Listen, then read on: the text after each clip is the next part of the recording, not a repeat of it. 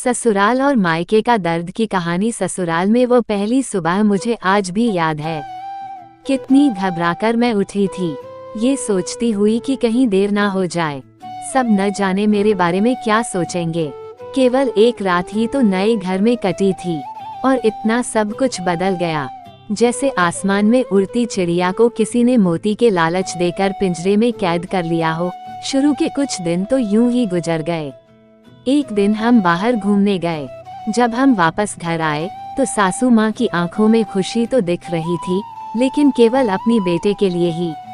मैंने सोचा कि शायद नया नया रिश्ता है, एक दूसरे को समझने में कुछ वक्त लगेगा। लेकिन समय ने जल्द ही एहसास करा दिया कि मैं यहाँ बहू हूँ, इसलिए मैं जैसा चाहूँ वैसा नहीं कर पाऊंगी।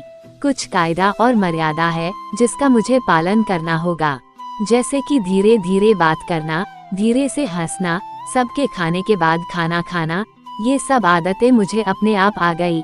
माँ से भी बात कम होने लगी, जिसकी वजह से मुझे पिहर की याद आने लगी। ससुराल में पूछने पर कहा गया कि अभी नहीं, कुछ दिन के बाद जाना। जिस पति ने शादी के समय कहा था कि आपकी बेटी पास में ही तो है, कभी भी आ जाया करेगी, उसके भी सुर बदल गए। अब मुझे धीरे धीरे ये समझ में आ गया था कि शादी कोई बच्चों का खेल नहीं है। इसमें केवल घर नहीं बदलता, पूरी जिंदगी बदल जाती है। अब मैं कभी भी उठकर अपने पिहर नहीं जा सकती, यहाँ तक कि पिहर वालों को भी मुझसे मिलने के लिए पूछ कर आना पड़ता है।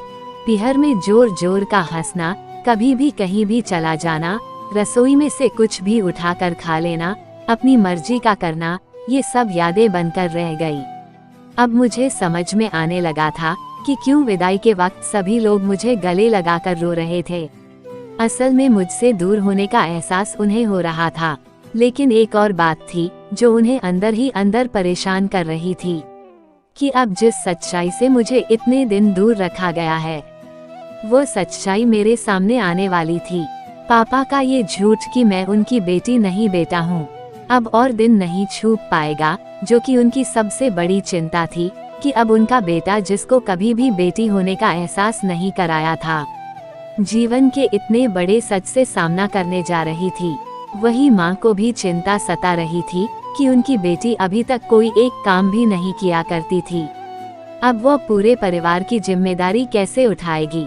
सभी लोग मेरे इस विदाई और पराये होने का दर्द जान रहे थे, सिवाय मेरे, इसीलिए वो सभी लोग रो रहे थे। आज मुझे समझ आ गया कि उनका रोना गलत नहीं था। ये हमारे समाज का नियम ही है कि एक बार बेटी डोली में विदा हो गई तो वो उस घर के लिए केवल मेहमान ही बनकर रह जाती है।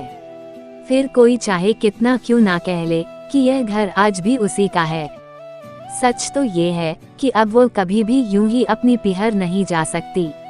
दोस्तों, कहानी कैसी लगी हमें कमेंट करके जरूर बताएं, और कहानी अच्छी लगी तो लाइक, शेयर एंड सब्सक्राइब जरूर कीजिए, क्योंकि आपको ऐसी ही नई नई कहानी मिलती रहे। धन्यवाद।